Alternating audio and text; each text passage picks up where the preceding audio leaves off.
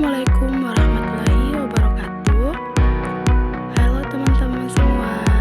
Kami dari kelompok keempat ingin memaparkan hasil materi kami yang berjudul tentang laporan depresiasi dan penurunan nilai. Sebelum memasuki materi, kami akan memperkenalkan kelompok kami. Yang pertama, Laude Muhammad Arif Iksan dengan NIM PBH 240048. Kedua, Waude Najwa Fitri dengan NIM PBH 240056. Dan terakhir, saya sendiri, Anissa, dengan NIM PBH 240060. Kemudian, kita masuk di pengertian depresiasi. Depresiasi adalah penurunan nilai aset tetap secara bertahap seiring waktu dan penggunanya. Depresiasi bisa juga dialokasikan sebagai biaya dalam laporan keuangan untuk mencerminkan penggunaan manfaat ekonomi aset selama masa manfaatnya. Kemudian, kita masuk di faktor penyebab depresiasi. Yang pertama, penggunaan aset seperti mesin, kendaraan, atau peralatan mengalami keharusan karena sering dipakai. Kedua, kemajuan teknologi aset menjadi ketinggalan zaman karena perkembangan teknologi baru. Ketiga, faktor waktu. Beberapa aset kehilangan nilai seiring berjalannya waktu seperti hak paten atau sewa. Dan keempat, kerusakan fisik. Faktor lingkungan seperti korosi atau kerusakan alam. Selanjutnya, tujuan depresiasi. Yang pertama, menunjukkan penurunan nilai aset secara akurat dalam laporan keuangan. Kedua, untuk mengalokasikan biaya aset sesuai manfaat yang diterima. Dan ketiga, untuk memenuhi prinsip akuntansi. Kemudian kita lanjut di metode depresiasi atau garis lurus. Tarif depresiasi sama dengan harga perolehan aset dikurang nilai residu dibagi umur manfaat. Contoh kasus, perusahaan XYZ membeli mesin produksi pada 1 Januari 2023 dengan rincian harga perolehan sebesar 100 juta, nilai residu atau nilai sisa sebesar 10 juta untuk masa manfaatnya 5 tahun. Depresiasi sama dengan 100 juta dikurang 10 juta dibagi 5 sama dengan 18 tahun.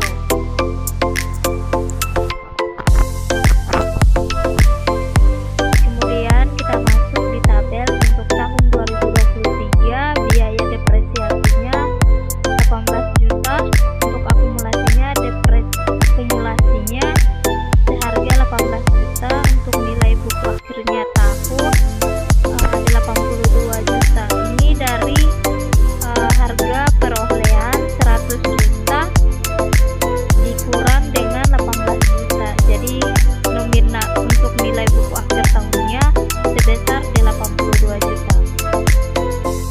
Kemudian tahun 2024 biaya depresiasinya 18 juta, untuk akumulasinya 36 juta. 36 juta ini dari 18 juta ditambah dengan 18 juta. Jadi hasilnya untuk akumulasinya 36 juta. Untuk nilai buku akhirnya, nilai buku akhir tahunnya 64 juta. 64 juta ini dari harga perolehannya 100 juta dikurang dengan 36 juta. Kemudian di tahun 2025 untuk biaya depresiasinya 18 juta, untuk akumulasinya 54 juta. 54 juta ini dari 36 juta ditambah dengan 18 juta. Jadi nominalnya 54 juta. Untuk nilai buku akhir tahunnya 46 juta. 46 juta ini dari harga perolehannya 100 juta dikurang dengan 54 juta. Jadi hasilnya 46 juta. Kemudian Masuk di tahun 2026, biaya depresiasinya 18 juta, untuk akumulasi depresiasinya seharga 72 juta. 72 juta ini dari 54 juta ditambah dengan 18 juta. Jadi hasilnya 72 juta. Kemudian untuk nilai buku akhir tahunnya 28 juta. 28 juta ini dari harga perolehannya 100 juta, kemudian dikurang dengan akumulasi 72 juta. Jadi hasilnya 28 juta. Kemudian untuk di tahun 2027, untuk biaya depresinya 18 juta, untuk akumulasinya 90 juta. 90 juta ini dari 72 juta ditambah dengan 18 juta. Hasilnya 90 juta. Kemudian untuk nilai buku akhir tahunnya 10 juta. 10 juta ini dari harga perolehannya 100 juta dikurang dengan harga akumulasinya 90 juta. Jadi hasilnya 10 juta nilai residu. Metode ini sederhana dan cocok untuk aset yang manfaat ekonominya merata sepanjang waktu seperti gedung atau furnitur. Selanjutnya, kita masuk di metode depresiasi atau saldo menurun, declining balance method. Tarif depresiasi sama dengan tarif saldo menurun kali nilai buku awal tahun. Keterangan, tarif saldo menurun biasanya 2 kali tarif garis lurus. Misal, umur 5 tahun, tarif garis lurus sebesar 20%, tarif saldo menurun sama dengan 40%. Nilai buku awal tahun sama dengan harga perolehan kurang akumulasi depresiasi tahun sebelumnya. Di tahun terakhir, depresiasi disesuaikan agar nilai buku tidak kurang dari nilai restudi. Kemudian kita masuk di contoh kasus. Harga perolehan mesin sebesar 80 juta, nilai restudi 8 juta, masa manfaat 4 tahun, tarif saldo menurun 50%, 2 kali tarif garis lurus sebesar 25%. Perhitungan tahun 2023, nilai buku awal tahun sebesar 80 juta, depresiasi 50% sebesar 40 juta, akumulasi depresiasi 40 juta, nilai buku akhir tahun sebesar 40 juta. Di tahun 2024, nilai buku awal tahun sebesar 40 juta, depresiasi 50% sebesar 20 juta, akumulasi depresiasi sebesar 60 juta, nilai buku akhir tahun sebesar 20 juta.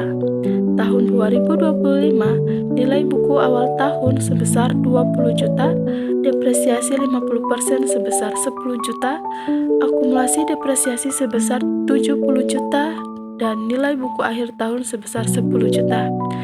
Kemudian di tahun 2026, nilai buku awal tahun sebesar 10 juta, depresiasi 50% sebesar 2 juta, akumulasi depresiasi sebesar 72 juta, nilai buku akhir tahun sebesar 8 juta. Dari perhitungan 2026, jika dihitung mulai dari 50% dikali 10 juta sama dengan 5 juta, sehingga nilai buku menjadi 5 juta, lebih rendah dari nilai restudi 8 juta. Depresiasi disesuaikan 10 juta kurang 8 juta, hasilnya 2 juta. Selanjutnya kita masuk di metode depresiasi atau unit produksi, unit of product method. Depresiasi per unit sama dengan harga perolehan aset kurang nilai restudi dibagi total unit kemudian dikali unit terpakai. Contoh kasus, mesin cetak dibeli dengan harga 200 juta, nilai restudi 20 juta, total estimasi kapasitas produksi 10 juta lembar, produksi aktual tahun 2023 2.500.000 lembar. Kita masuk di perhitungan. Depresiasi per unit sama dengan harga perolehan aset dikurang nilai restudi, kemudian dibagi total unit dan dikali unit terpakai. Depresiasi tahun 2023 sama dengan 18.000 dikali 2.500.000 lembar sama dengan 45 juta. Masuk di perhitungan. Tahun 2023 produksi lembar 2.500.000, depresiasi per unit 18.000, depresiasi tahunan 45 juta, akumulasi depresiasi 45 juta, nilai buku 155 juta. Tahun 2024 produksi lembar 3 juta, depresiasi per unit 18.000, depresiasi tahunan 54 juta, akumulasi depresiasi 99 juta, nilai buku 1.100.000. Tahun 2025 produksi lembar 1.800.000, depresiasi unit 18.000, depresiasi tahunan 32.400.000, akumulasi depresiasi 131.400.000, nilai buku 68.600.000. Pada metode unit produksi, beban depresiasi berfungsi sesuai penggunaan aktual. Dari contoh mesin cetak senilai 200 juta dengan kapasitas 10 juta lembar. Depresiasi per lembar sama dengan 18.000. Tahun 2023 produksi 2.500.000 lembar. Beban sebesar 45 juta. Tahun 2024 produksi 3 juta lembar. Beban 54 juta.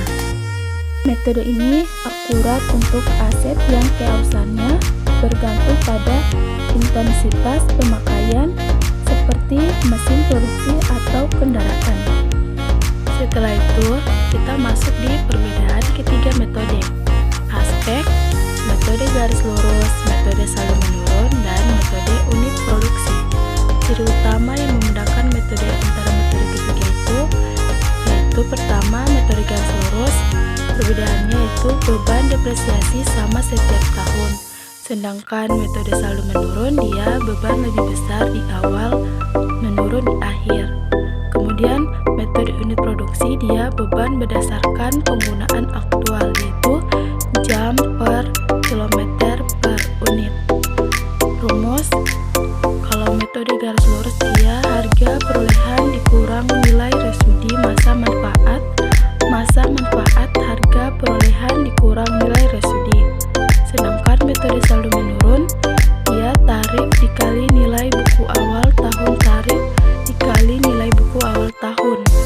Sedangkan metode unit produksi, harga perolehan dikurang nilai resudi, total unit dikali unit tahun ini, total unit harga perolehan nilai resudi dikali unit tahun ini.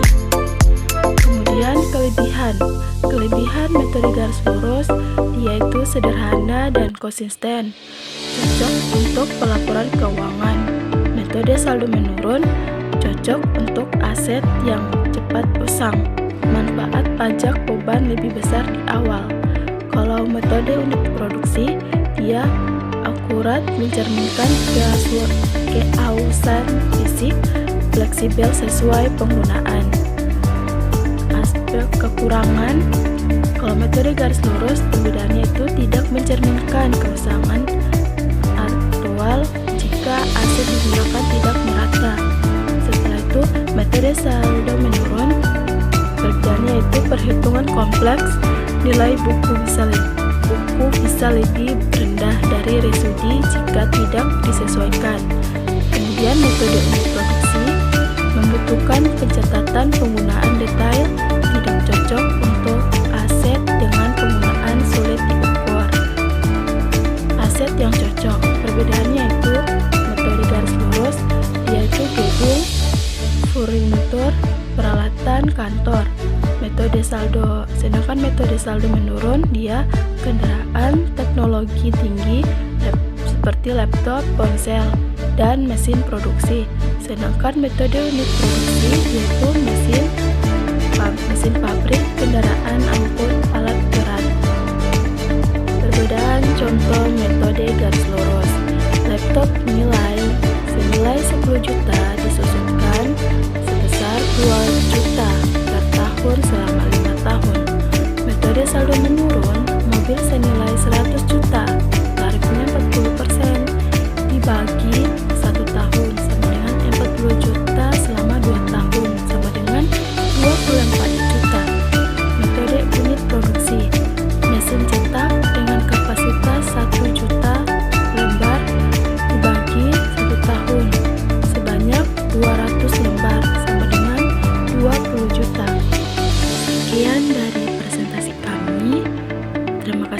sudah menyaksikan presentasi kami. Kami mengucapkan wassalamualaikum warahmatullahi wabarakatuh.